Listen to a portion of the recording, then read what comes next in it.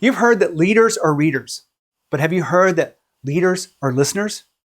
When you think about listening, you want to make sure that you're doing it well, not just doing it to respond, not just doing it to get your argument out there to influence someone else to do something the way you want it to be done.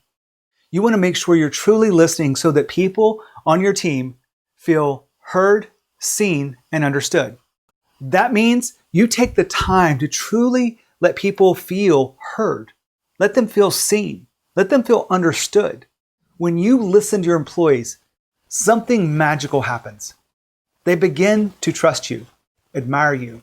Because when you truly listen, not fake listen, not listen to respond, not listen to, so that you can put together a more careful argument to influence them to do it your way, but truly listen to what's going on, you have this bond that's created between you and the other person. Now, as a leader, you want to make sure you're listening. When you listen, you may physically actually put your phone, in your pocket, or maybe put it on the side of the desk, or maybe you put it in your briefcase. The further away you put it, if it's out of sight, the more connection you have between you and the listener. Studies show that when you carry your phone in your hand, that people feel like you're distracted. They feel like you're paying attention to someone else or something else instead of them. So when you put your phone away, you actually have a chance to build more of a connection through listening. I'm talking about listening today because I just had a chance to sit down with an executive team and I asked them this question about listening. And everyone listens to a degree.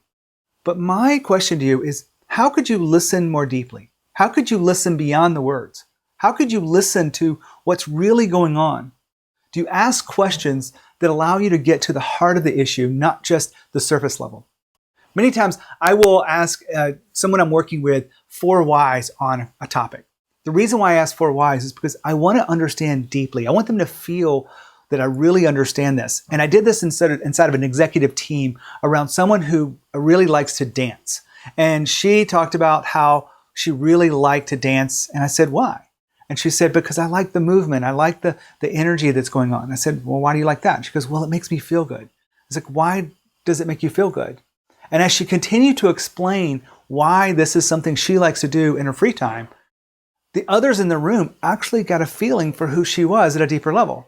Now, this happens every time you go deeper with those whys.